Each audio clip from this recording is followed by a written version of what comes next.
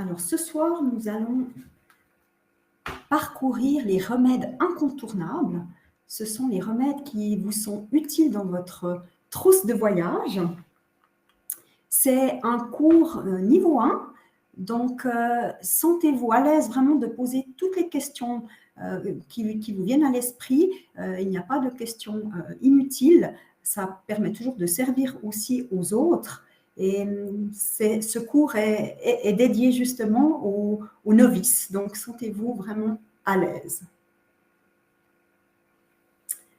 Voici le sommaire. Donc, on va quand même, avant de voir ces 10 remèdes essentiels, faire un petit refresh sur les posologies et les dilutions, parce que c'est vrai que c'est toujours quelque chose qu'on nous demande. Est-ce que je suis à la bonne dilution? Quelle est la posologie? Et puis, on va essayer surtout de dédramatiser ces points pour que vous vous sentiez à l'aise dans la prescription au quotidien.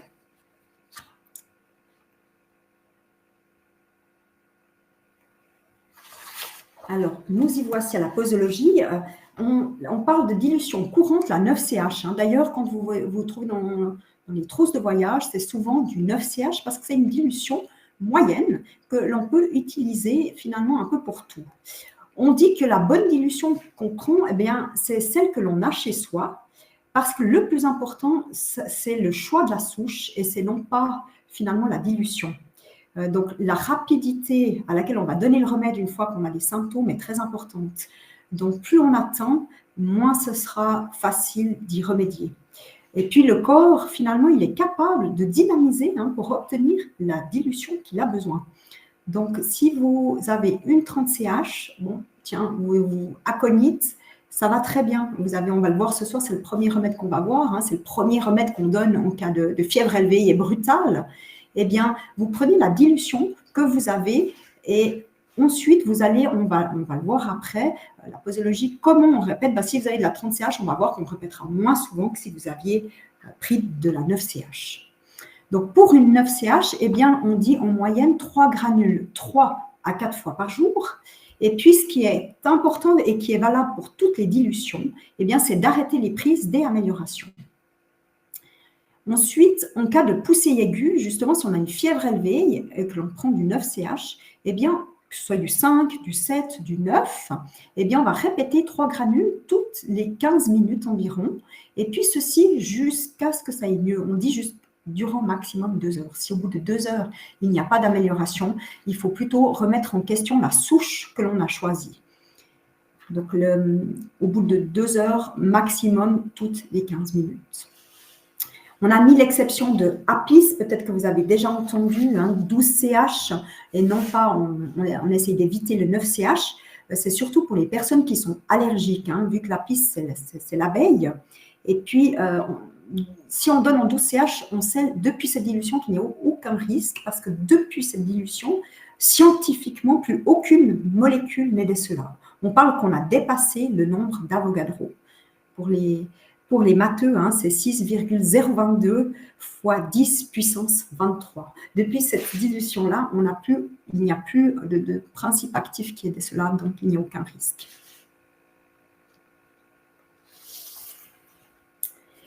Voici un petit schéma qui résume. Donc, si on part de la gauche avec notre 5 CH, finalement, plus la dilution elle est basse, plus on répète les prises. Et plus on monte plus la dilution elle est élevée, et bien plus la durée d'action est longue. Donc, par exemple, la 30 CH, on dit qu'en général, on prend au maximum une fois par 24 heures. Après, il faut toujours un petit peu estimer parce on dit aussi que ça dépend de la souche. Une souche végétale, eh bien, elle a une durée d'action qui est moins longue qu'une souche minérale ou animale. On parle, peut-être vous l'avez entendu, de profondeur d'action. Dans le livre de William Burick, je ne fais pas publicité, mais c'est un livre essentiel pour les homméopathes, eh bien, à la fin, il indique la durée d'action moyenne par souche. Donc ça peut nous aider à voir à peu près, il y a des souches qui durent moins longtemps dans le temps, et puis peut-être qu'une 30 CH, selon quelle plante on va donner, eh bien, il y a possibilité de la répéter 2 fois par 24 heures. Ce qui compte, c'est finalement de répéter uniquement quand les symptômes reviennent. Il faut vraiment être à l'écoute.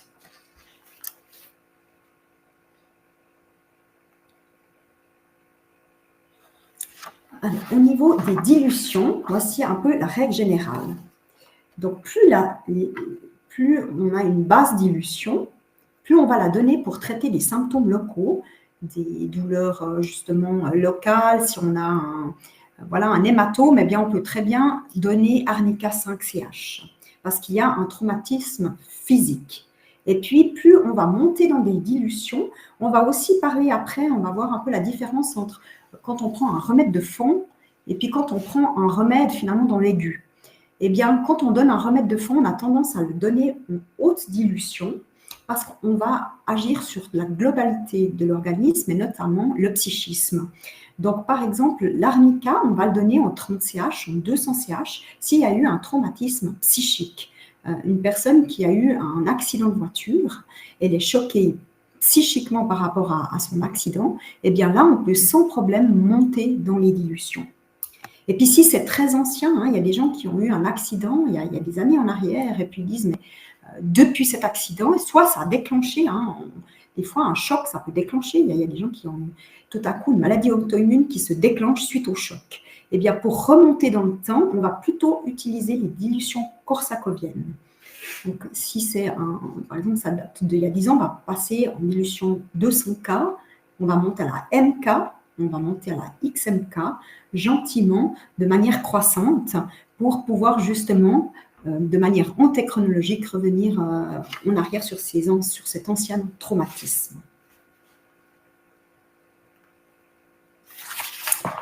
Une autre règle à savoir, eh bien, c'est la notion que les basses dilutions, quand on dit basse dilution 4, 5 CH, 6 CH, elles sont plutôt stimulantes et elles sont fluidifiantes. Alors, c'est surtout quel type de... Je m'excuse, je vois qu'il y a une question que je n'avais pas vue. Quel type de souche dure plus longtemps? Excusez-moi. Alors, les souches qui durent plus longtemps, en général, c'est les souches, par exemple, animales. Donc, quand vous donnez, je prends un exemple de souche animale, c'est l'achésis, le venin de serpent. Eh bien, il aura une plus longue durée d'action que Pulsatilla, par exemple, qui est un végétal, qui est une plante. Donc, les basses dilutions, elles sont fluidifiantes. Les moyennes dilutions, on dit qu'elles sont régulatrices. Et puis, les hautes dilutions, elles sont plutôt freinatrices. Donc là, vous avez un exemple avec le Ricinus communis qui se donne pour stimuler la lactation en basse dilution. Et puis, en 30 CH, eh bien, on va le donner 3 jours à la suite, une monodose de globules à 1 gramme, pendant 3 jours à la suite pour stopper la lactation. Et puis, ça explique aussi pourquoi on ne donne jamais, par exemple, Arnica 5CH avant une intervention, parce que comme c'est fluidifiant, eh bien, il y aura un risque d'hémorragie. Donc ça, c'est applicable finalement pour toutes les souches.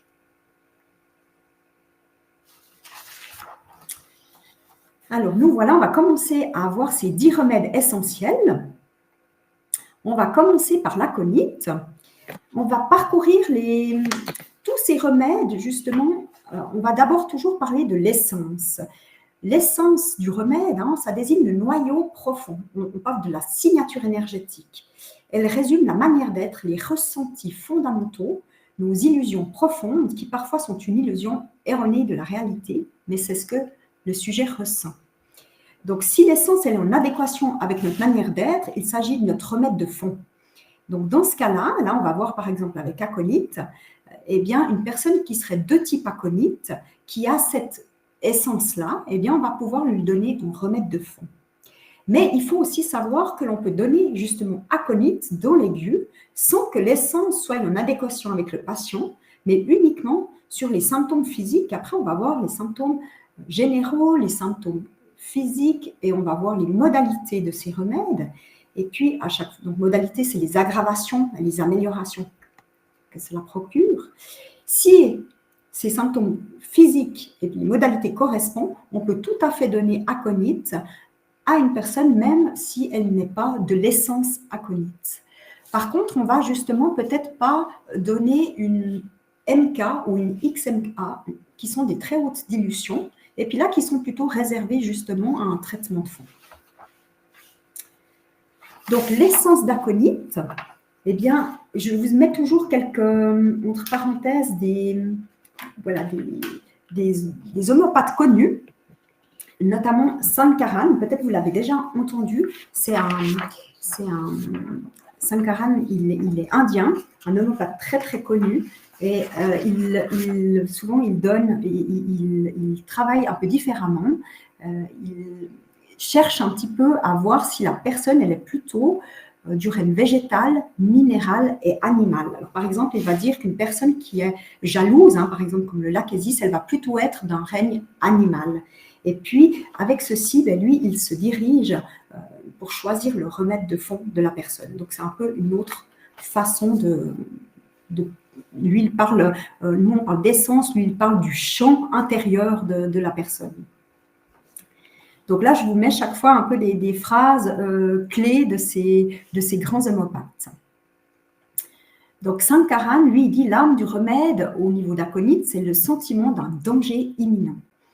Et puis, Grand Georges, qui est un pédiatre homopathe de renommée, il est un Français, eh bien, lui, il dit l'énigme du sphinx, hein, eh bien, on doit trouver une réponse rapidement, sinon il y a danger de mort. Donc là, on voit tout de suite que dans aconite, il y a le mot danger, il y a le mot imminent, mort imminente qui est vraiment très, très fort chez ces personnes-là. Et puis, un troisième grand homopathe, c'est Robin Murphy. Il est américain, il est décédé en 2021. Et puis, c'est lui qui avait révisé la 6e édition de l'Organon. Alors, Murphy dit le mot tempête convient bien à aconite. Le déclenchement des problèmes est soudain, comme pour belladonna. C'est un autre remède qu'on va voir ce soir, hein, aconite et belladonna. C'est 2 remèdes de fièvre élevée qui se déclenchent d'une manière très soudaine. J'ai une question de Pierre-Alexandre. Bonsoir, homme de 53 ans, à l'âge de 2 ans, a été shooté par une voiture en 1974. Peut-on prescrire une souche comme arnica? Oui, alors exactement, tout à fait. On va voir aussi un aconite, c'est aussi un remède de choc. Donc, ça peut être un peu soit arnica ou aconite, hein, selon les symptômes restants du patient. Et puis, effectivement, vous allez faire comme ceci. Vous allez partir, par exemple, vous pouvez commencer à une 200 M, XM, et puis vous pouvez monter effectivement jusqu'à la LMK. Si vous voyez que les dilutions précédentes lui ont fait du bien, eh bien, il peut monter sans problème jusqu'à la LMK. Et souvent, qu'est-ce qu'ils disent? Les patients, ils ont l'impression de revivre. Quand on leur donne ce remède, ils ont l'impression de revivre le traumatisme, même si là, c'est à l'âge de 2 ans. C'est un peu dans l'inconscient, mais ça fait ressortir, soit par des rêves ou par des pensées, où ils vont revivre l'accident. Alors, à quel intervalle pour monter les dilutions? C'est une très bonne question. Donc, si on remonte dans le temps, on va souvent partir avec les corsacoviennes, comme on le disait. Eh bien là, on va partir de la 30K. Et puis, on peut faire une fois par semaine, en 200K une semaine après, en MK une semaine après. Une MK, elle va aussi facilement durer une semaine. Après, il faudra voir comment le patient, comment il est. Tant qu'il se sent bien, on ne redonne pas après une MK. Et au moment où les symptômes reviennent, on va donner la XMK. Ça peut être d'1 semaine à 3 semaines, justement selon la profondeur de la souche, si elle est végétale, animale ou minérale. Et puis, ça dépend aussi le patient. Donc là, on va observer. Et au moment où il sent le besoin, où il y a les symptômes qui reviennent, où il se sent moins bien, eh bien, on redonne la dilution suivante. Une XMK, elle va facilement durer 3 semaines, 1 mois, voire même plus. Et la LMK encore plus.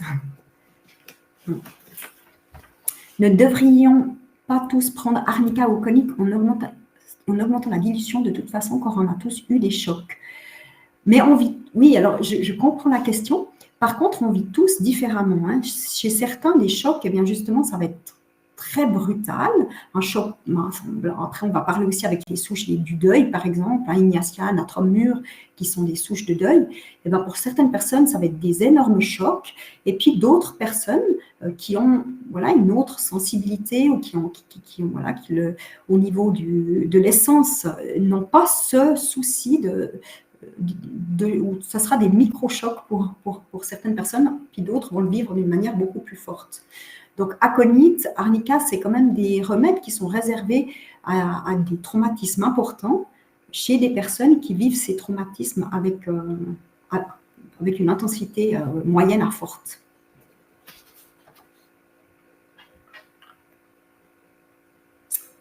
Donc, quand est-ce que l'on va donner aconite? Eh bien, Je mets toujours le mot étiologie. Hein. Étiologie, c'est le mot qui veut dire la cause, le facteur déclenchant de la maladie. Donc, aconite, on va le donner suite à une frayeur, à un choc, à un grand stress.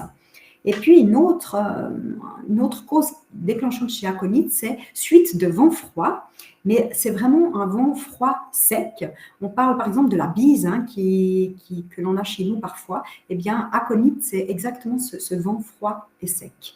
Et puis, souvent, eh bien, c'est déclenché aussi par l'air climatisé. Hein, maintenant, dans beaucoup que ce soit dans les avions, que ce soit dans les voitures, eh bien, on a tendance à mettre la climatisation très froide et ça fait un choc à l'organisme. Et puis, suite à ce choc, eh bien, ça va déclencher les symptômes.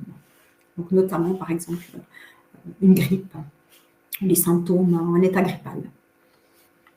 Donc, les indications principales d'aconite, eh bien, on dit que c'est le remède de première intention dans les 24 heures. On parle de véritable remède d'urgence. Vous connaissez peut-être l'urgence dans les fleurs de Bach. Hein, c'est le remède d'urgence. Eh bien, aconite, vous pouvez vraiment l'associer aux fleurs de Bach, au remède urgence. C'est vraiment une synergie, une excellente synergie de prendre les deux en alternance. Donc, finalement, s'il faut retenir quelque chose, ben, c'est la soudaineté des symptômes qui doit nous faire penser à aconite. On parle justement de ce coup de tonnerre dans le ciel bleu. Quand on a une vraie grippe, hein, l'influenza, eh bien les gens, tout à coup, ils n'ont plus de jambes et ils ont vraiment des symptômes qui sont extrêmement brutaux. Eh bien là, il faudra avoir aconite dans le sac et pouvoir tout de suite prendre le remède. Au niveau des symptômes physiques, eh bien, ça va être les états fébriles, hein, soudains et intenses. Et puis, ce qui va nous aider à différencier avec belladonna, que l'on va voir après, eh bien, c'est que aconite ne transpire pas. Au contraire de belladonna, qu'on va voir que c'est un remède de fièvre élevée qui est brutal d'apparition, mais avec transpiration. Et puis, ben, qu'est-ce qui va déclencher? Ben, souvent, c'est après un vent froid et sec, comme on parlait avant de la bise, de la climatisation. Donc, la personne, elle a facilement des palpitations et des tachycardies. Hein, ça va justement avec ces symptômes psychiques qui sont dessous, angoisse soudaine, peur intense, panique. Finalement, c'est vraiment le remède des crises d'angoisse. Une personne qui a une crise d'angoisse, hein, des fois, on pourrait presque le confondre avec un infarctus du myocarde. Eh bien, donnez tout de suite aconite et regardez si ça la calme, si ça l'apaise. Hein. Si c'est le cas, eh bien, c'est que c'était une crise d'angoisse et aconite va tout de suite permettre à la personne d'être beaucoup plus calme et de se sentir mieux parce qu'elle a vraiment ce sentiment de mort imminente. On a d'autres remèdes, hein, peut-être qui vous font penser aux peurs de la mort que vous connaissez. Je ne sais pas si vous avez des remèdes qui vous viennent en tête. Alors, du coup, quelle posologie? C'est crise de panique. Alors, on va dire, il faut prendre la dilution que vous avez. Si vous avez du 9CH, vous allez répéter tous les quarts d'heure. Et puis, idéalement, ce que je vous conseille d'avoir, c'est une dose en 200 K. La dose 200 K est la dose qu'on appelle d'urgence. Donc, vous mettez directement sous la langue de la personne la dose en 200 K. Et puis là, il n'y a pas besoin de répéter. En général, c'est suffisant. Une 200 K, on dit que ça agit une fois sur une durée de 24 heures, un peu comme on l'a vu avant avec la 30CH. Alors, un autre remède, si jamais de peur de la mort, c'est arsenicum. Hein. Mais par contre, arsenicum, il n'a pas le sentiment de danger de mort imminent. Hein, lui, il a peur de la mort, il a besoin de compagnie parce qu'il a cette peur qui est tout le temps là, mais ce n'est pas aussi intense que c'est chez le sujet aconite. Voici quelques généralités. Alors, aconite a très soif et puis il va boire surtout des boissons froides. On a vu avant qu'il y a cette transpiration qui est absente. On parle de la première phase finalement de l'état fébrile. Souvent au début on ne transpire pas, puis ensuite la transpiration apparaît. C'est pour ça qu'on dit A, B, c'est comme l'alphabet. D'abord aconite. Dès que la personne commence à transpirer, eh bien on passe à B, belladonna. Les modalités d'aconite, aggravation la nuit, il y a beaucoup de remèdes qui sont aggravés la nuit, il en fait partie. Le vent froid et sec, on l'a vu avec cette étiologie de climatisation. amélioration par le calme, la transpiration et en buvant de l'eau froide. C'est pour ça qu'une personne qui fait une crise de panique, on va lui donner aussi de l'eau, parce que si elle est justement de nature aconite, l'eau va lui faire du bien. Notre deuxième remède de notre trousse d'urgence, eh bien, c'est Apis mellifica, qui est tout simplement l'abeille. Les deux mots-clés que l'on peut retenir de Apis, c'est les œdèmes et les gonflements. Donc, finalement, c'est assez simple. On imagine que l'on se fait piquer par une abeille et puis on remarque effectivement qu'on est gonflé. C'est chaud, c'est douloureux. Eh bien, c'est exactement les symptômes d'Apis. Alors, on va peut-être juste, en premier lieu, déjà parcourir l'essence de l'abeille. Alors, Sankaran, il nous dit, notre Indien, les remèdes du royaume animal partagent les caractéristiques suivantes. Ils ont une personnalité animée, vive, alerte. Si vous connaissez par exemple l'Acasis, qui est un grand remède de ménopause, eh bien, les personnes l'Acasis sont exactement animées, vives et alertes. Et puis chez Apis, eh bien, Grand Georges, qui a beaucoup observé les enfants pendant des années dans son cabinet de pédiatrie, il dit « Il s'agit souvent d'enfants jaloux, rigides, difficiles à contenter, n'arrivant pas à se concentrer pour lire ou étudier. » Une autre chose que l'on dit des gens Apis, qui n'est pas noté là, mais que ce sont des gens travailleurs. Ils sont très ailés. C'est un peu comme l'abeille ouvrière, finalement. On va voir aussi le remède arnica. Après, arnica, eh bien, ce sont des bosseurs. Arnica, c'est le remède des boss. Eh bien, ils sont bosseurs. Eh bien, Apis, c'est la même chose. Par contre, ils ont du mal à accepter la collectivité. Ils n'aiment pas montrer leur faiblesse parce qu'ils ont l'impression que ça pourrait se retourner contre eux. Donc, ils ont plutôt tendance à cacher leur faiblesse.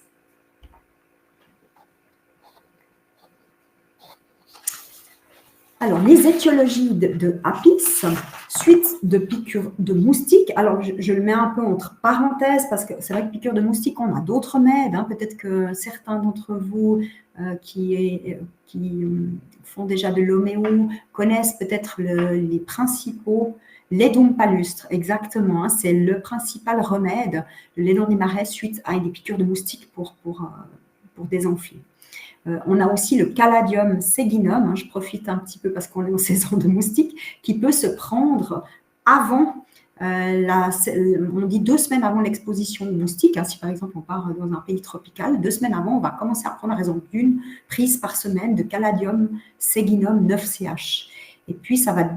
L'avantage du caladium, il dégage une odeur un peu douceâtre au niveau de notre peau que les moustiques n'aiment pas et ça va éviter qu'ils nous piquent. Et le fait aussi qu'on va moins, finalement, c'est un peu les remèdes qui sont anti-inflammatoires, homopathiques, donc on va moins enfler une fois que l'on se fait piquer, puis ça va moins nous démanger. Mais si on fait une réaction suite à une piqûre de moustique, puis qu'on gonfle, parce qu'il y a certaines personnes, elles font des réactions qui sont vraiment importantes, eh bien parfois, cela peut être utile d'alterner avec Apis. On a justement, par exemple, le laidum complexe qui contient les deux. Parce que c'est vraiment les deux grands remèdes que l'on donne pour les piqûres. Il faut le prendre pendant 1 mois à raison d'une dose par semaine. Alors, on dit qu'il faut le prendre finalement pendant toute la durée d'exposition aux moustiques. Donc, si on reste par exemple dans un pays pendant 3 semaines, on va commencer 2 semaines avant de partir. On va prendre pendant les 3 semaines sur place, donc ça ferait 5 semaines. Alors, c'est valable pour tout type de moustique. Maintenant, on est bien d'accord qu'on ne va pas pouvoir le prendre en prévention contre le paludisme.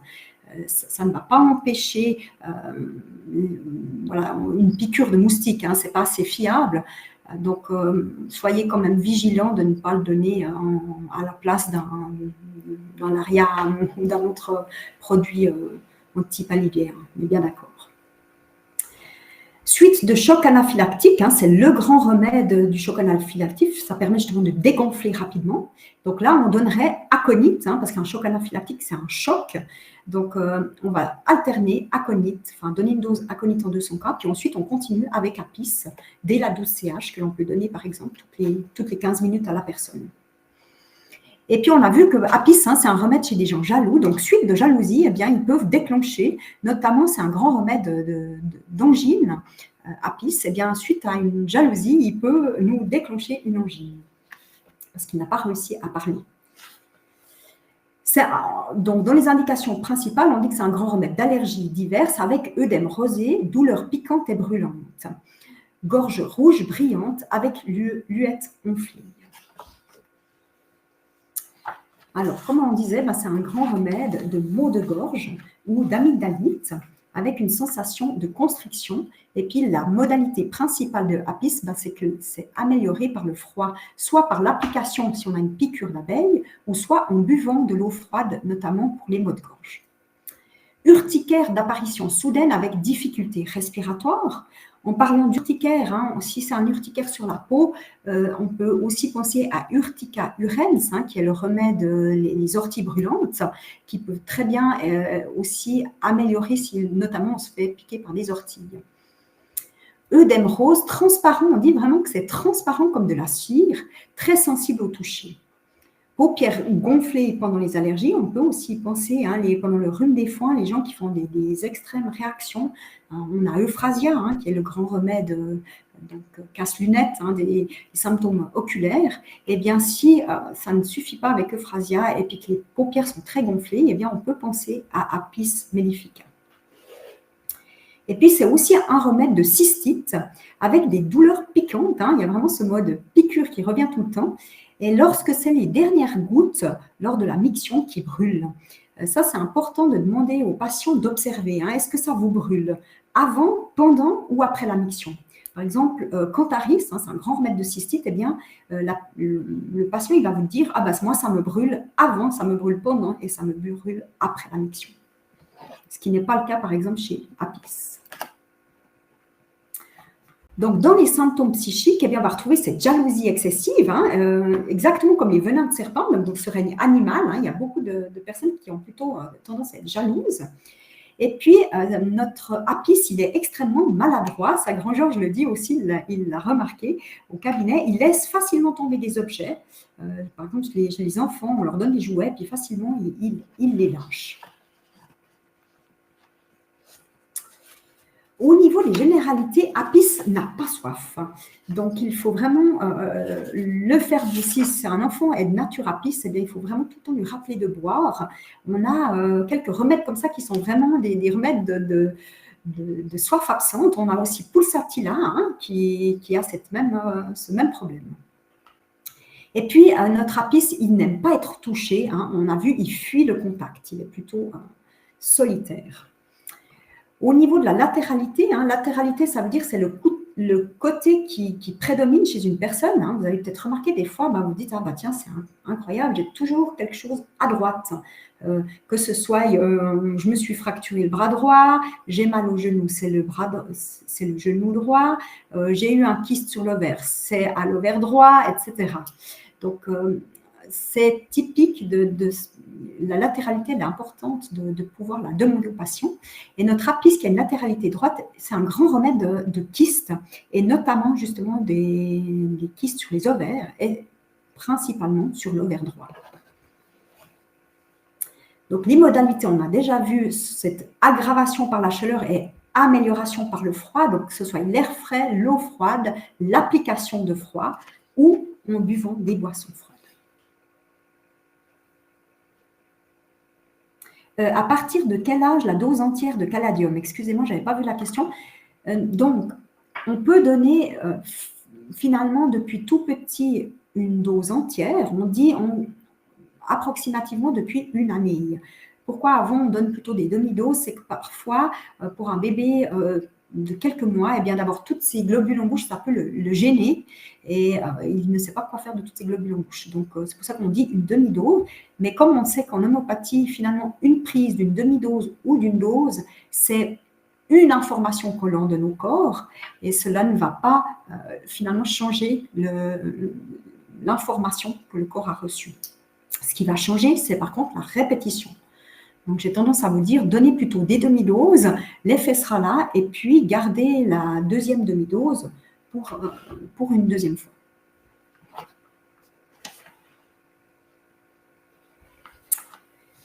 Arnica montana, ça tout le monde le connaît un petit peu. L'arnica des montagnes.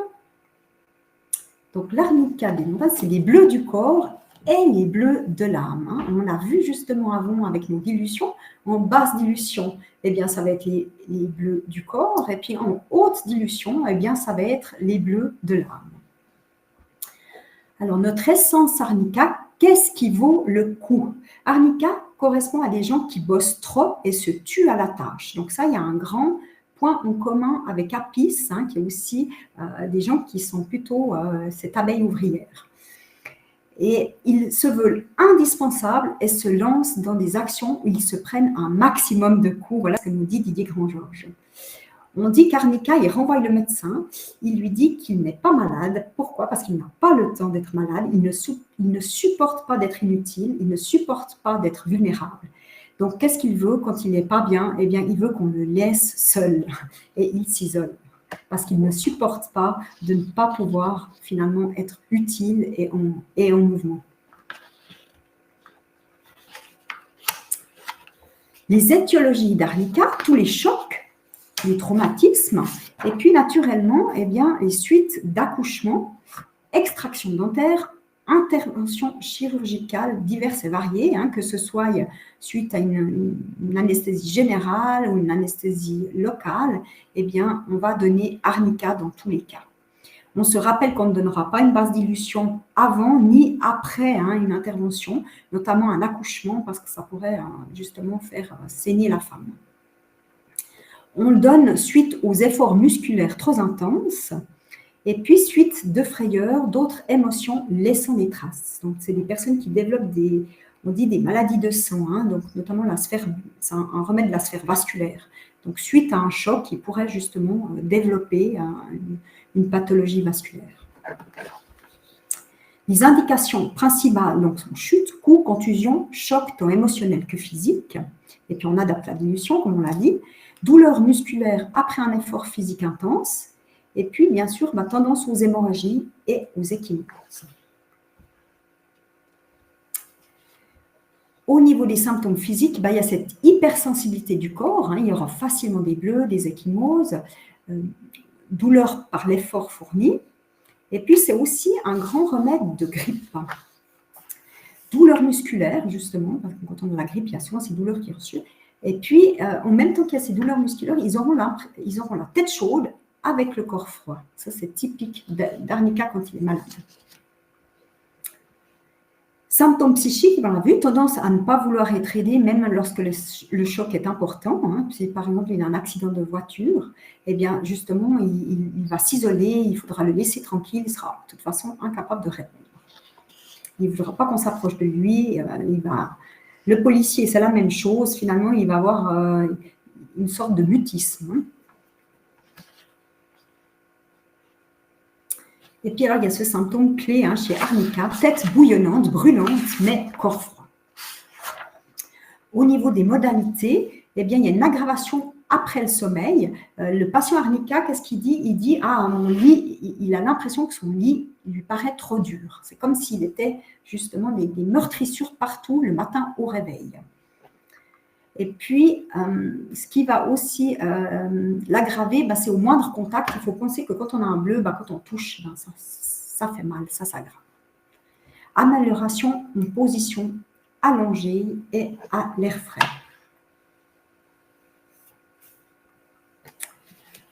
On va passer à arsenicum. Ça, c'est le remède que tout le monde devrait prendre quand il part en voyage, vu que c'est le remède du voyageur, donc en cas d'intoxication alimentaire, et également aussi en cas de gastro-entérite. Donc, l'arsenicum album, c'est l'anhydride arsénieux. C'est une forme oxydée de l'arsenic.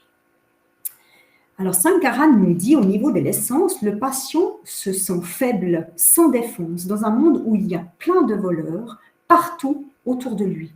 Il a une grande peur de perdre ce qu'il a. Il a peur de perdre sa santé, il a peur de perdre son argent, s'il ne fait pas très attention. Cela entraîne une grande agitation. Donc, ce sont des personnes anxieuses et agitées.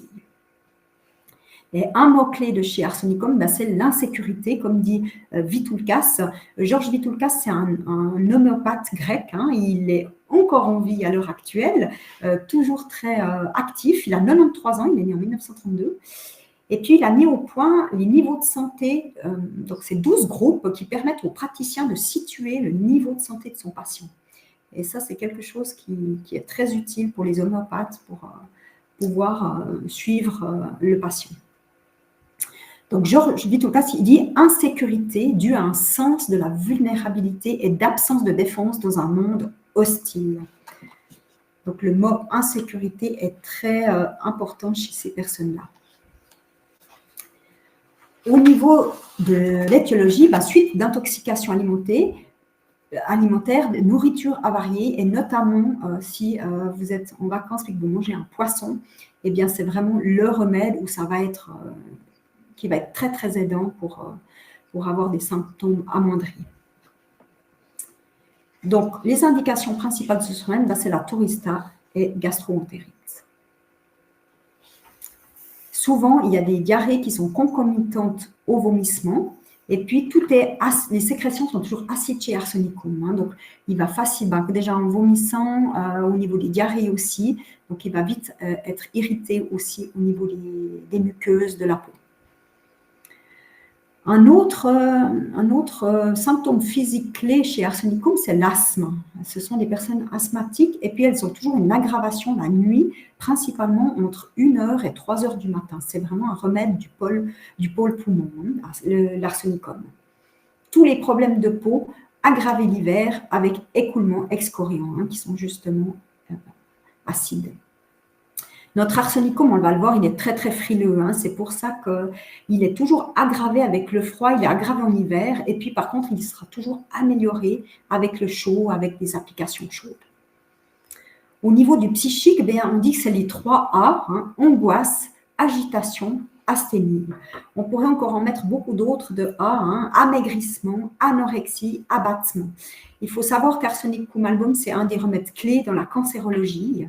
Et justement, notamment lorsque le patient devient faible, il devient asthénique et puis il perd du poids, eh bien, on pense à Arsenicum album. Il a peur de rester seul. Eh bien, pourquoi il a peur de rester seul? Parce qu'il a peur de la mort, peur de ne pas guérir. Il a peur notamment du cancer qu'il va développer par sa peur. Ce sont des gens très perfectionnistes, maniaques, on peut même dire. Chaque objet a sa place, hein. Il ne laisse pas place à la fantaisie. Donc, on peut très facilement le différencier si vous connaissez le remède Phosphorus. Hein. Phosphorus aussi, c'est un remède qui a beaucoup besoin de compagnie. Mais Phosphorus, il a besoin de compagnie dans son essence, c'est parce qu'il aime les gens, il aime avec les autres. Arsenicum album, il recherche la compagnie, mais ce n'est pas parce qu'il a envie d'être avec les autres, c'est parce que ça le rassure. Encore une fois, c'est son problème d'insécurité, sa peur de la mort. Le fait d'être en compagnie, ça le rassure.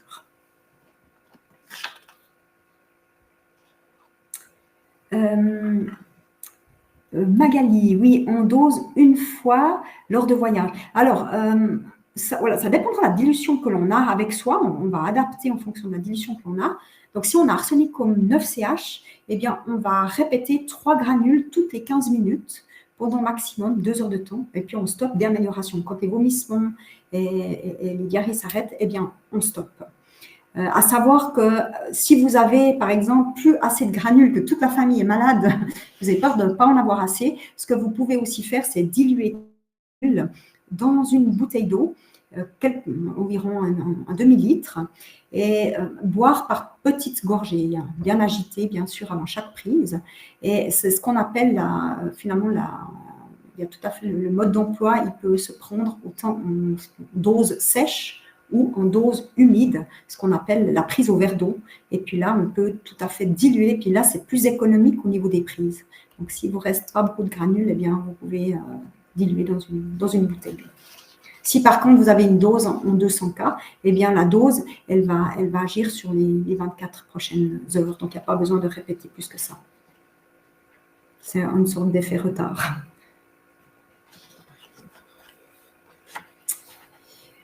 Notre arsenicum, eh bien, il a une soif intense. Par contre, au contraire d'aconite, hein, qui a aussi très soif, lui, il va boire un grand verre d'eau, il va boire directement un demi-litre. Eh bien, notre arsenicum, il boit par petites gorgées. Et lui, il a une préférence plutôt pour l'eau chaude. Hein. C'est quelqu'un qui va boire plus facilement du thé, puis il va toujours boire des petites gorgées tout au long de la journée. Alors, notre patient arsenicum, eh bien, il a de la fatigue. Hein, on peut penser justement à la cancérologie. Il est épuisé et puis il a beaucoup d'agitation. Il est très aggravé la nuit où il va être extrêmement agité. On l'a vu avant, hein, c'est des personnes très, très frileuses et puis amaigries. Donc, les modalités, on l'a vu avant, ben, elles sont l'aggravation par le froid, l'amélioration par le chaud. Alors, pour la cancéro, la posologie, alors la posologie pour la cancéro, c'est quand même très particulier. Ça demande souvent une anamnèse vraiment au cabinet. Souvent, on part sur des 200 CH ou des dilutions LM. Mais ça, on adapte en fonction de l'énergie vitale du patient, en fonction du stade de son cancer. C'est pour ça qu'on dit que ça dépend de plusieurs points. C'est pour ça qu'en général, c'est plutôt traité au cabinet. Parce que si on donnerait par exemple de l'arsenicum album en XMK, imaginons, hein, eh bien, ça va être vraiment trop violent pour le patient en fin de vie ou en cancérologie. Et puis là, ça va l'aggraver. C'est pour ça que là, dans ces cas précis, la dilution est quand même importante.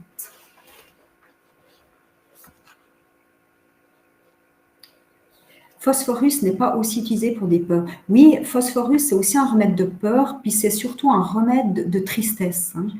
C'est aussi un remède du pôle poumon, comme arsenicum. Donc, ce sont des gens qui ont facilement tendance à avoir de la tristesse en eux. La mélancolie, hein, phosphorus, il est très mélancolique. C'est des gens qui adorent les autres, qui ont besoin de ce contact, qui sont tout en train qui sont très tactiles, hein, c'est les premiers qui vous sautent dans les bras. Mais par contre, ils ont ces moments de tristesse qui tout à coup leur vient et là, ils sont très mélancoliques. Et si on part sur du moins de 200, il y aura moins de risques. Oui, alors, vous partez sur, par exemple, un 9 CH, un 15 CH, moins de risques, effectivement. Tout à fait, c'est surtout les hautes dilutions qu'il faut plutôt suivre en cabinet.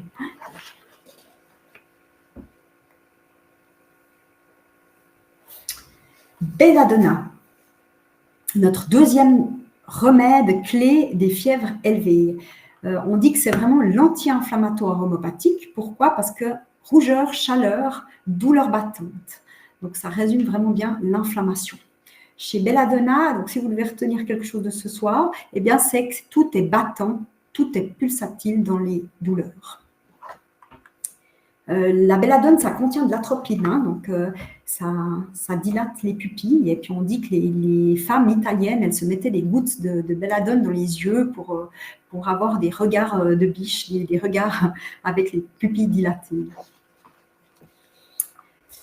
Alors, Sankaran, il décrit comme ceci l'essence de Belladonna. La soudaineté est une caractéristique de Belladonna. Il a le sentiment de joie, danser, chanter, rire, mais lorsque survient la menace, l'anxiété, la peur et le stress prennent place.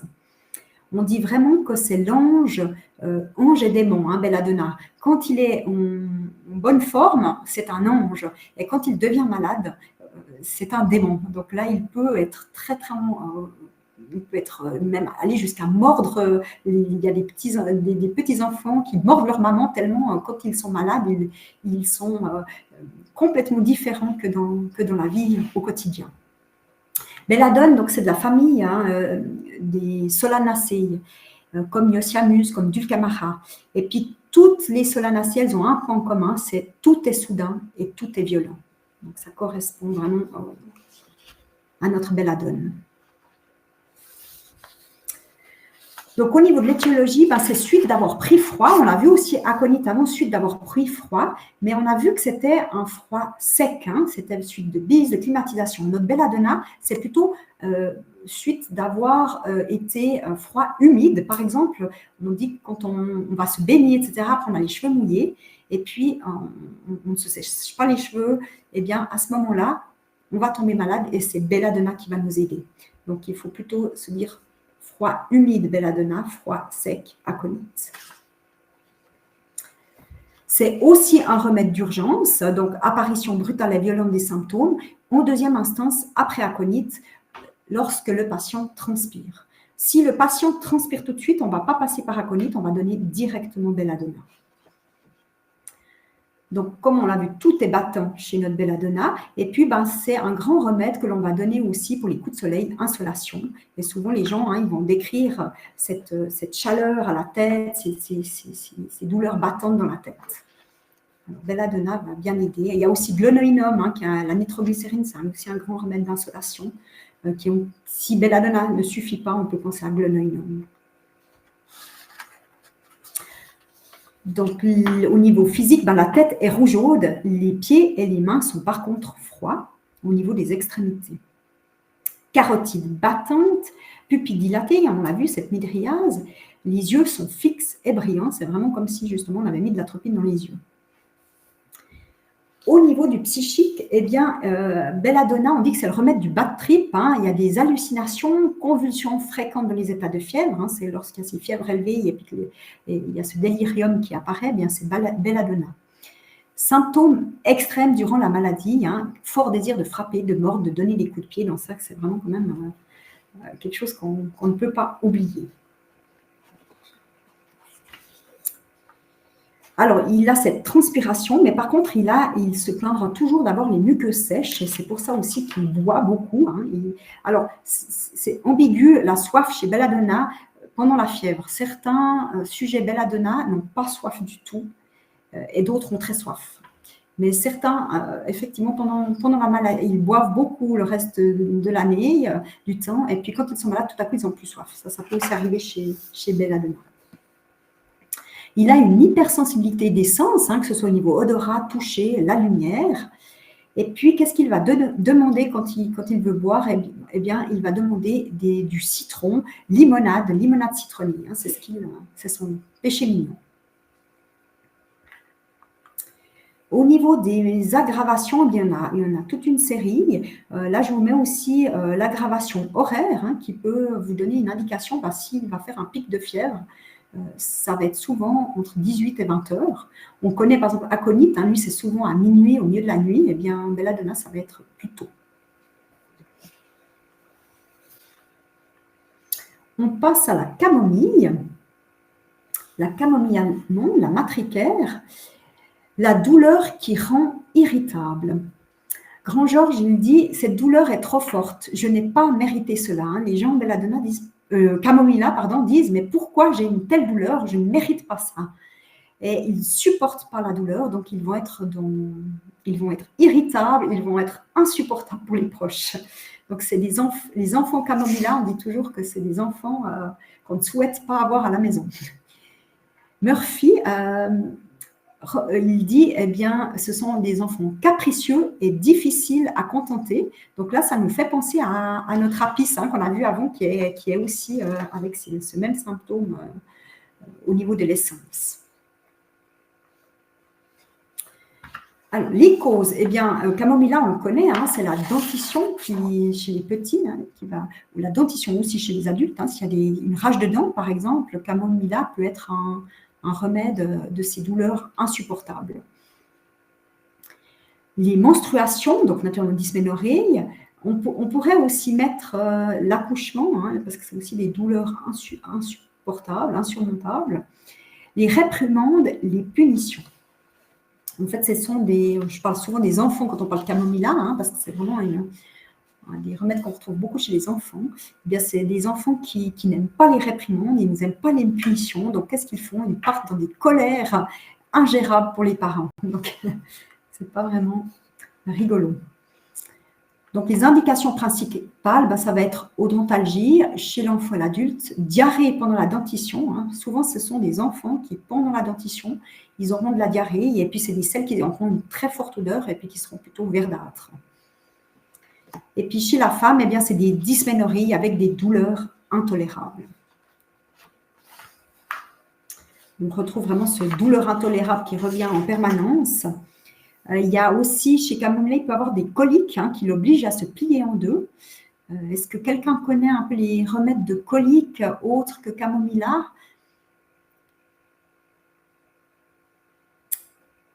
Colocynthis, merci, c'est celui que je voulais entendre. Colocynthis, magnésiaphos, hein, le phosphate de magnésium qui contient, hein, la coloquinte Colocynthis contient beaucoup de phosphate de magnésium, c'est pour ça qu'ils sont très proches.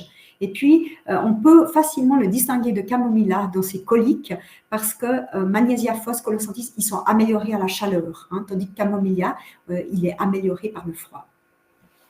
J'ai une question de Caroline. Est chez les personnes qui, en étant malades, ne font jamais de fièvre, donc aconite? Non. Alors, une personne qui va faire peu de fièvre, elle ne va pas être aconite, elle ne va pas être belladonna, elle va plutôt être dans des remèdes de fièvre peu élevés. On a par exemple le ferrum phosphoricum, qui est un remède de fièvre.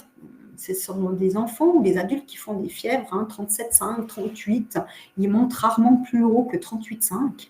Eh bien, ça, on pense à ferrum phos. Oui, exactement. Donc, on retiendra que si notre camomilla, il a une irritabilité excessive, et puis qu'est-ce qui va le calmer? Eh bien, il a besoin d'être porté, d'être balancé. Hein. On dit que les parents des enfants camomilla, soit ils prennent la voiture et puis ils vont faire un tour avec la voiture, ou ils prennent la poussette et puis ils vont le promener, et puis là, l'enfant est très calme. La seule chose qui va pas du tout le calmer, c'est le vent, parce qu'il a peur du vent et il devient fou quand il y a du vent. Alors, si vous sortez avec votre poussette et puis qu'il y a du vent, eh bien non, là, il ne sera pas calme. Mais ce n'est pas la faute du balancement, c'est uniquement à cause du vent. Donc là, il vaut mieux prendre la voiture. Il ne faut pas mettre la décapotable. Aversion à ce qu'on lui parle, à ce qu'on le touche. Hein. Il est vraiment très irritable. Donc, il est vraiment hypersensible à la douleur. La douleur, on dit, le rend fou. Hypersensibilité au vent, à l'air frais. Et puis, pour les petits, bien souvent, on va repérer pour la dentition, en plus des diarrhées verdâtres qu'il aura pendant la dentition, il aura une joue rouge et brûlante, pâle et froide. Donc, les aggravations, bien, on les a vues tout à l'heure. Gelsemium, hein, le jasmin jaune. C'est un remède. Quelle dilution? Donc, ça, vous vous posiez la question de la dilution pour le. C'était pour lequel? Pour le ferrum phos ou pour. Dites-moi juste quel remède vous parliez.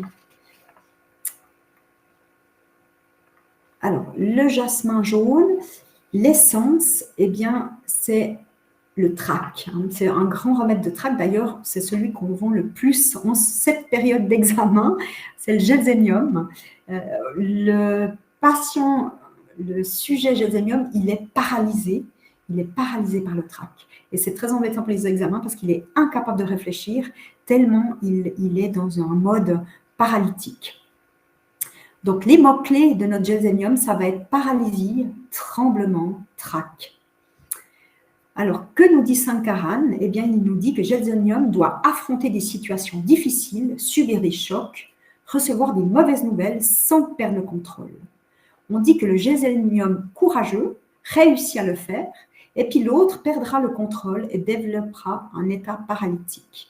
Donc finalement, comme toujours dans tous les sujets, avec l'essence d'un remède, si on est bien équilibré, eh bien on va réussir à passer ces événements. Et puis si on est un petit peu en période de désadaptation, déstabilisé, eh bien là, on sera plus capable de s'adapter. Et puis à ce moment-là, on va perdre, le gelsemium, il va perdre pied. C'est un grand remède de suite de mauvaises nouvelles, notre gelsemium.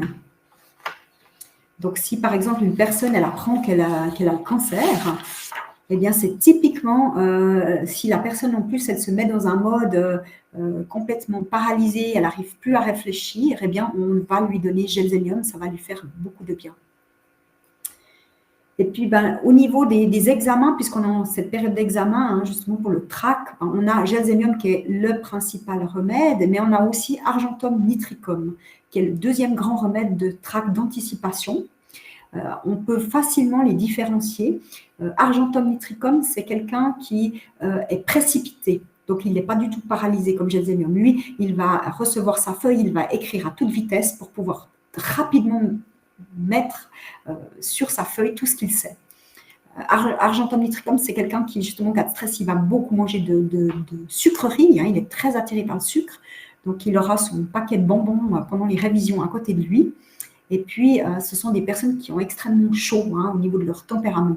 Donc, on peut facilement, en posant quelques questions, savoir si le sujet a besoin plutôt de gelsemium ou d'argentum en tant que tract d'examen. Donc, notre gelsemium, on dit toujours que c'est un petit lapin tremblant, hein, il est très, très timide. Donc, c'est des gens aussi qui ne vont pas tellement oser parler en public, par exemple. Pour eux, c'est vraiment insurmontable. Et puis, on parle de diarrhée suite à une excitation émotionnelle. Donc, souvent, justement, avant un examen, quand ils sont stressés, ils auront des diarrhées. Et puis ensuite, qu'est-ce qu'il va faire notre gelsemium? Il va être tout de suite mieux une fois que l'examen est passé. Et puis là, alors, il va aller uriner de grandes quantités d'eau, d'urine, alors qu'avant, il va tout le temps aller aux toilettes, mais il va faire des toutes petites quantités d'urine. Gelsemium, il faut aussi penser que ça peut être un remède de grippe. Justement, comme on parlait avant de Ferrum phos, gelsemium, c'est plutôt un remède de fièvre peu élevée et c'est surtout un remède qu'on appelle de grippe estivale. Donc maintenant, les gens qui, par exemple, qui viennent vous voir au cabinet, à la pharmacie, puis qui ont des symptômes grippaux, il faut penser à gelsemium. C'est un des remèdes clés pour cette saison-là. Et puis, qu'est-ce qu'ils vont vous décrire comme symptômes? Eh bien, ils auront une faiblesse dans tous les membres, et ils seront frissonnants, et puis ils auront ces tremblements qui est vraiment typique de gelsemium. C'est un remède aussi du syndrome parkinsonien, notamment gelsemium.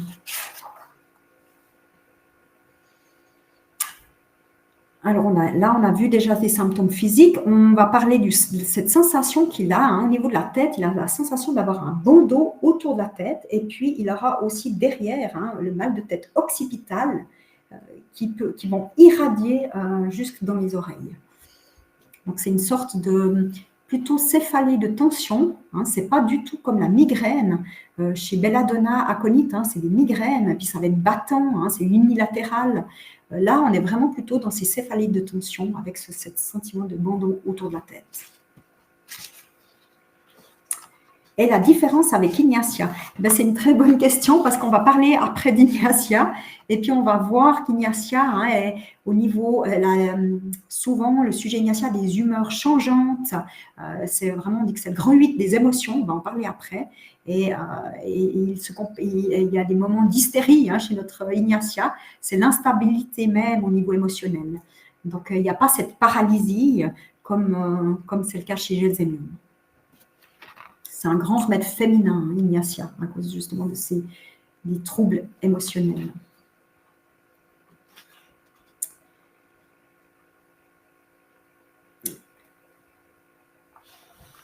Alors, au niveau des généralités, lourdeur, engourdissement et faiblesse générale, absence de soif, on a encore un remède d'absence de soif, mais lui, c'est surtout pendant la fièvre. Donc, on a vu, on avait notre Apis qui n'avait pas soif ce soir, comme ça on révise un peu. On a parlé aussi de Pulsatilla, qui n'a jamais soif. Et puis, on a aussi la gelsemium, qui n'est pas un remède de soif. Au niveau des modalités, on les a plus ou moins vues.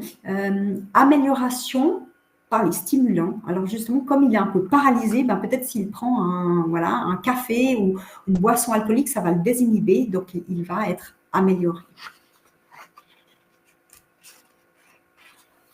Et voici notre Ignacia. Donc c'était le bon timing. La fève de Saint-Ignace. Donc, qu'est-ce qu'on va retenir de notre Ignacia en premier lieu? C'est le remède du chagrin et de deuil. Grand Georges dit, au niveau de l'essence, on aurait dû pleurer toutes les larmes de son corps, mais l'éducation, les convenances, un ensemble de choses nous a retenus et cela nous coince quelque part. Donc, les personnes Ignacia ont beaucoup de chagrin en elles. Donc, on va le donner naturellement suite de déception, suite de chagrin, contrariété, humiliation. Quel est l'autre remède de l'humiliation, de l'indignation. Est-ce que quelqu'un peut me l'écrire dans le chat? Comme ça, on révise. Oui, merci Sonia. Staphysagria, hein, un grand remède de frustration, d'indignation, c'est notre Staphysagria. Exactement. Et puis, ben, c'est aussi un remède que l'on va donner suite à des peines d'amour. On dit qu'il y a 3 grands remèdes de peine d'amour. Et ben, Ignatia, il fait partie de l'un des 3. On a encore natrum mûr et on a phosphorique acide. Après, on peut très facilement les distinguer. Ils ont des choses, chacun avec des caractéristiques bien précises. On arrive à distinguer notre natrum mûr, hein, qui est plutôt introverti, hein, qui aime beaucoup le sel, qui est réchauffé. On voit une grande différence avec Ignatia, qui va plutôt être, on va le voir, hein, notre grand 8 des émotions. Donc, comment va être notre Ignatia? Nervosité excessive, avec angoisse, dépression, soupir. Hein, les soupirs, Ignatia, toujours en train de soupirer. Et puis, on dit que lorsqu'un chagrin arrive, eh bien, la femme Ignatia, elle a ses règles qui sont stoppées.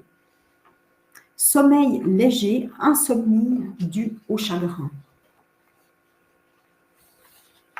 Alors, au niveau des symptômes physiques, Ignatia, elle a cette sensation de boule alors qui peut être dans la gorge, elle peut aussi être ailleurs. Des fois, il y en a qui décrivent une boule dans le ventre, mais c'est vraiment une sensation de serrement qu'elle va décrire et puis que ça donne une sensation vraiment d'avoir avalé une boule.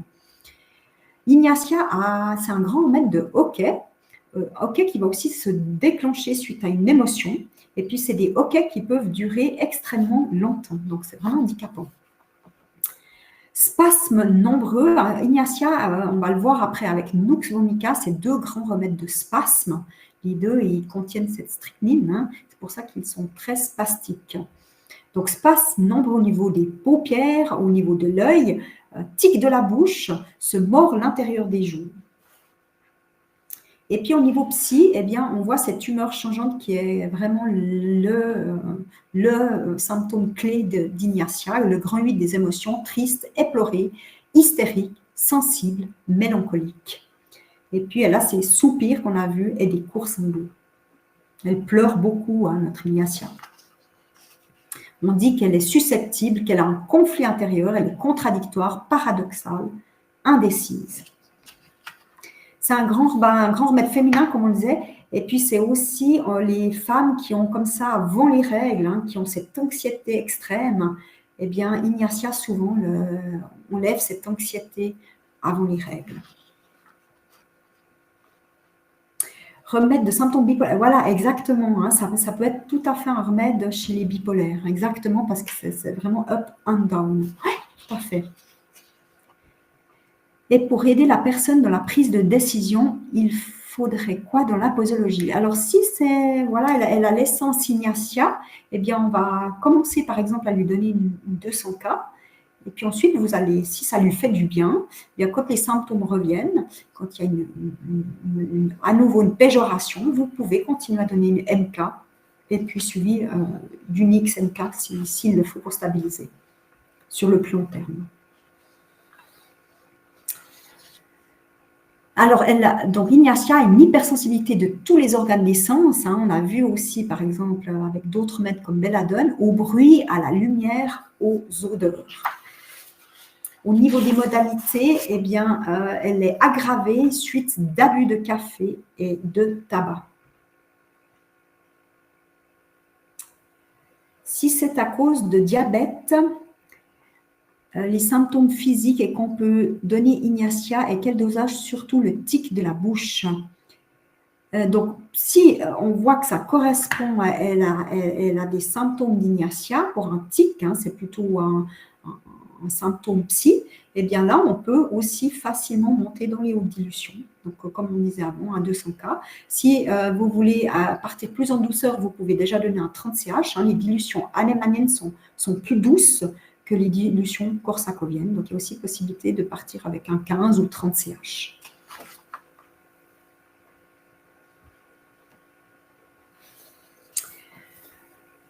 Le remède suivant, le Nux vomica, la noix vomique. On a vu qu'il avait justement des points en commun avec Ignatia. Hein. C'est ce côté crampe, crampoïde, spasme. L'essence de Nux vomica, alors on a ici une description de Murphy qui dit « Nux vomica a besoin d'obstacles dans sa vie pour se faire complètement valoir. De la même façon qu'Ignacia se révèle dans un monde de chagrin, Nux vomica se révèle dans un monde de défis et d'obstacles à abattre. » On dit justement gagner à tout prix. Hein. C'est des gens qui en veulent et qui veulent toujours être les premiers, des leaders. Nux vomica, c'est un grand remède de la sphère hépatodigestive, donc c'est un grand remède du pôle foie, c'est donc un grand remède de colère. Hein, et c'est des gens qui vont justement aller jusqu'à l'épuisement mental parce qu'ils vont aller après leurs limites, hein, ils dépassent leurs limites. Donc c'est aussi des gens qui ont tendance à beaucoup travailler et à ne pas trop s'écouter. Donc, ils vont prendre des stimulants pour tenir le coup, ils vont beaucoup soit boire de l'alcool, ils vont fumer, ils vont boire des cafés, des Red Bull pour tenir le coup. Et puis, du coup, ils ne sont pas à l'écoute de leur corps. C'est aussi des personnes qui peuvent des fois mal manger pour plein de raisons, hein, soit parce qu'elles sont trop pressées, elles n'ont pas le temps de s'arrêter, donc elles vont manger sur le pouce, elles vont manger rapidement. C'est des gens, par exemple, qui ne marchent pas assez, qui vont avaler rapidement parce qu'ils sont pressés. Et puis, c'est un grand remède de polymédication. On connaît notre Nux vomica qu'on va donner, on va le voir, suite de médication, justement. S'il y a un remède que l'on donne pour le drainage des médicaments allopathiques, eh bien, c'est le Nux vomica. Au niveau des indications principales, eh bien, c'est vraiment toute cette sphère hépatodigestive. Donc, ça va être un grand remède d'indigestion, hein, des personnes qui mangent trop. Lassitude après le repas, hein, c'est des gens qui seront facilement fatigués après le repas, ou des fois, c'est 2 heures après, selon les personnes. Elles ont facilement des brûlures d'estomac parce que c'est leur mode de vie qui ne les aide pas. C'est un grand remède aussi de nausées. On le trouve facilement hein, aussi dans les maux de voyage, dans les nausées et vomissements. Ils peuvent avoir de la constipation avec besoin fréquent. Ça peut être alternance de diarrhée et de constipation. Et puis, ils ont des vomissements, des fois subis et impérieux, comme les selles, hein, des fois c'est impérieux. Et puis, ça va être facilement, Nux vomica est aggravé le matin, très tôt le matin. Et puis, c'est des gens qui peuvent se lever pour aller à selle de bonne heure le matin. Et puis, au niveau du sommeil, eh bien, il aura des insomnies facilement entre 3 et 4 heures du matin.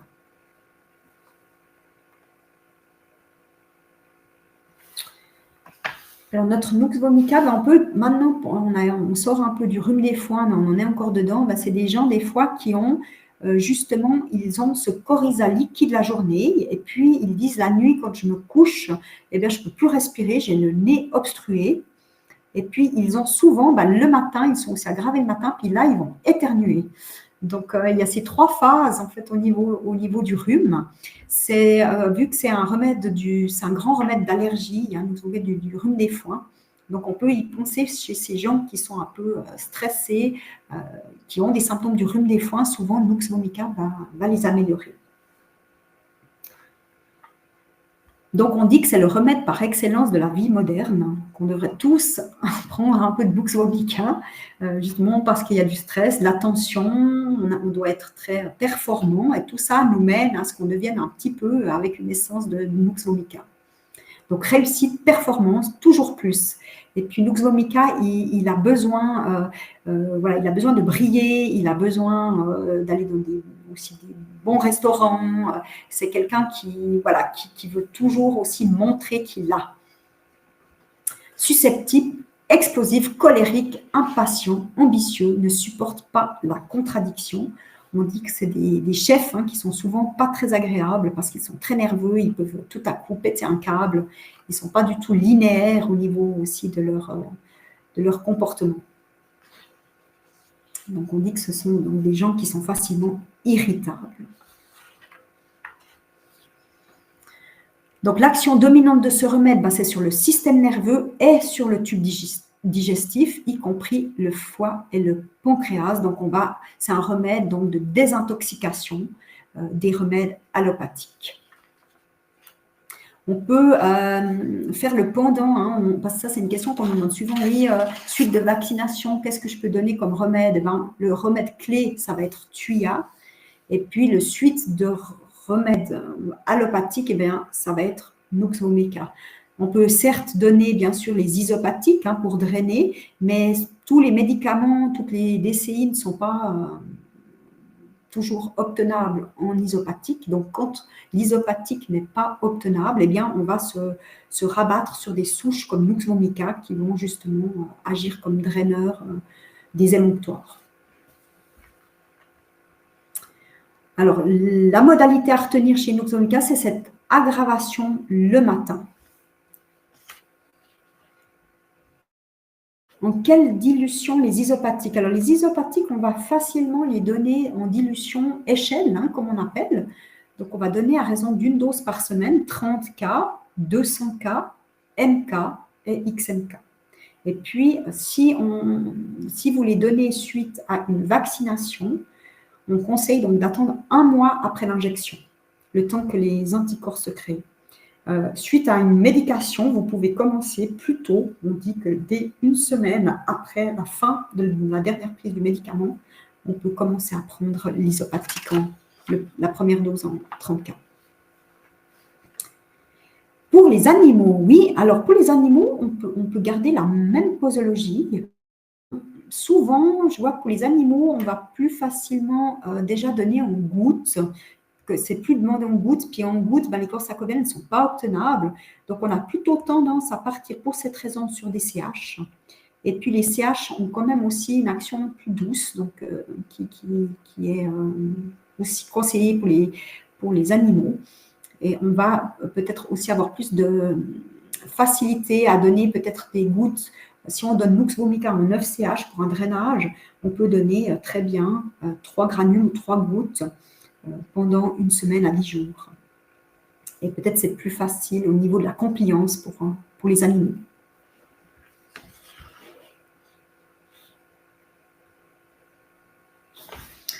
Notre dernier remède de la soirée, c'est notre roux toxicodendron, donc le sumac vénéneux.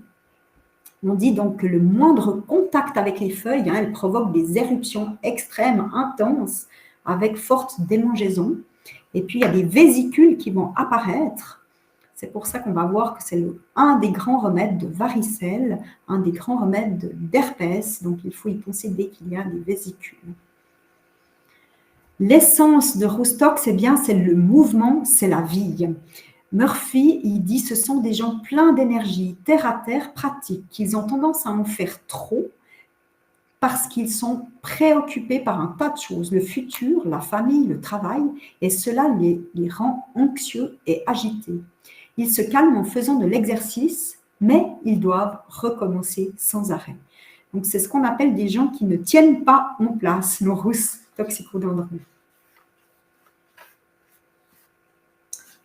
J'ai une question d'Alain. Est-ce que Nux agit sur le stress de l'individu qui est toujours occupé? Alors, il y a plusieurs remèdes, effectivement, des gens qui sont toujours occupés.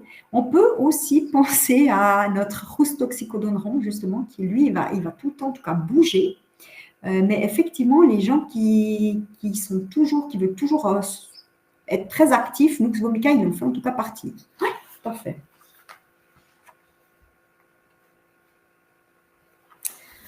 Les étiologies de Roustox, c'est l'exposition à l'humidité, le froid et humide, et puis notamment pour tout ce qui est arthralgie. Souvent, ce sont des personnes qui disent, elles savent à l'avance quel temps il va faire, c'est des vrais baromètres. Ils commencent à avoir des douleurs dans les articulations. Demain, il va pleuvoir. Et effectivement, le lendemain, il pleut. Une étiologie, c'est le surmenage physique et les efforts. Donc, ce sont comme des gens qui bougent extrêmement beaucoup et puis qui ont besoin, justement, comme on l'a vu, au niveau de leur psychisme aussi, d'être tout le temps en mouvement, occupé. Au niveau des indications principales, c'est ce qu'on disait, c'est tout ce qui est avec des éruptions avec des vésicules, l'herpès buccal, l'herpès génital, le zona, la varicelle. Et puis, on va dire le deuxième il y a vraiment deux Roustox. On peut soit se dire que c'est pour l'éruption, ou le deuxième pendant, c'est tout ce qui est arthralgie, donc arthrose, rhumatisme, entorse, luxation, tendinite, lumbago et sciatique. Roustox, pour les gens que vous avez indiqués, on peut donner en 9CH. Oui, on peut donner en 9CH, mais si c'est des gens justement qui ont cette agitation du Roustox, qui sont vraiment en mouvement constant, qui ont cette essence, eh bien, donnez-leur directement, par exemple, une 30CH ou une plus haute dilution. Pour la goutte, on a d'autres remèdes pour la goutte. Là, on n'est pas vraiment dans des troubles métaboliques avec notre Roustox. C'est vraiment l'articulation. On va le voir. Hein. Par exemple, on a Ruta graveolens, la rue. C'est spécifiquement pour les troubles du tendon. Pour la goutte, on va plus facilement partir sur colchicum, hein, par exemple. Ou si ça tape, c'est très douloureux, c'est enflammé, eh bien, on va donner notre belladonna. Dans les crises aiguës de la goutte, hein, on donne souvent colchicum, belladonna en alternance. Alors, tout ce qui concerne l'eczéma, c'est hyper complexe en homéopathie. Roustox n'est pas forcément un remède d'eczéma. On a par exemple Natrum muriaticum, hein, qui est plus un remède d'eczéma, donc un remède du pôle-rhin. Voilà. Mais il y a Juniperus aussi qui est un grand remède d'eczéma. Mais là, il faut encore une fois prendre vraiment, faire une anamnèse. Pour l'eczéma, il faut faire une anamnèse entière. Pour le zona, par contre, le Roustox, oui, il est très indiqué. Alors, en 30 CH, donc on a vu que la posologie en 30 CH, c'est une prise par jour. Et puis, on va répéter dès qu'il y a une péjoration. Tant que la personne se sent bien, on ne répète pas.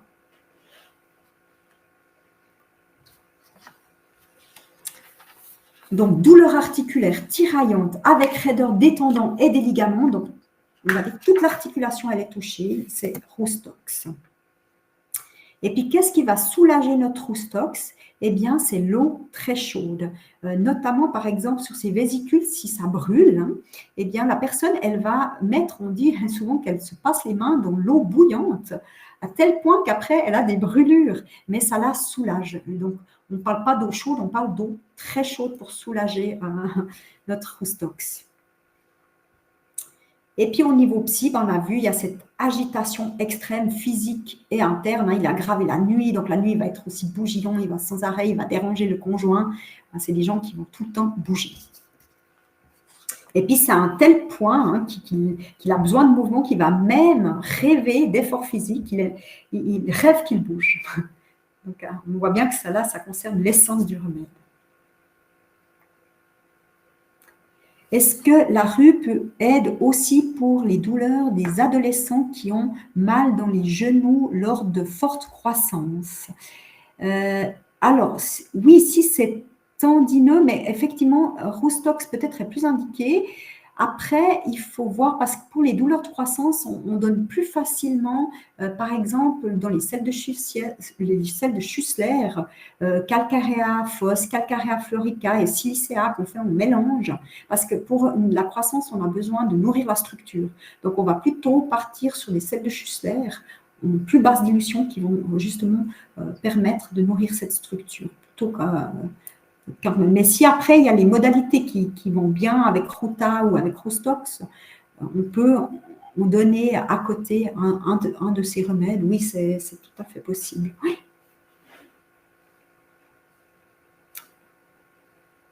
Alors, notre Roustox, donc toujours en mouvement, car endolori et enraidi par le repos. Le remède typique des sportifs, alors là aussi avec arnica, hein, c'est un remède qu'on va souvent donner aux sportifs, et puis notamment si par exemple ils ont porté quelque chose d'extrêmement lourd, puis ils se sont fait des douleurs suite à cette charge, eh bien Roustox va faire du bien. Donc, les modalités à retenir de ce remède, c'est principalement cette aggravation avec le temps humide, froid et humide. Peut-on donner Roustox pour enfants hyperactifs qui bougent tout le temps? Alors oui, alors il faut encore bien que ça corresponde. Ça peut être un des remèdes. Il y a plein d'autres remèdes d'hyperactivité hein, que l'on retrouve. Tarantula, par exemple, on a des remèdes Zincom, etc., qui sont typiques des caractères hyperactifs. Donc là, il faut un peu prendre en compte tout le psychisme de l'enfant. Et puis, en fonction, eh bien, on va partir sur une souche ou une autre. Ça peut être tuberculinum, ça peut être... il n'y a pas simplement de remède d'hyperactivité. En fonction s'il bouge, par exemple, les mains, s'il bouge les pieds, il y a aussi agaricus, il y en a plusieurs. Là, je vous ai fait, quand vous allez recevoir le support de cours, je vous ai fait juste un petit, l'essentiel à retenir. Et puis, vous pouvez, si vous voulez, eh bien, découper ces 2 pages hein, pour vous le mettre dans la trousse de voyage, parce que vous avez là-dessus le résumé de ces 10 souches.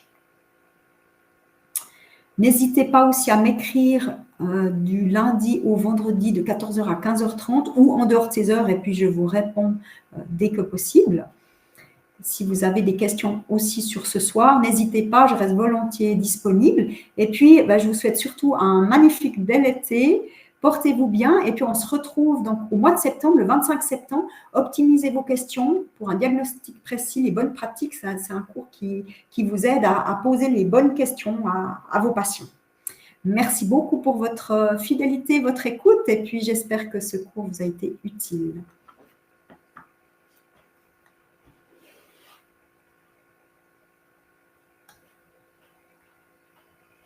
Merci beaucoup. Bonne soirée à tous.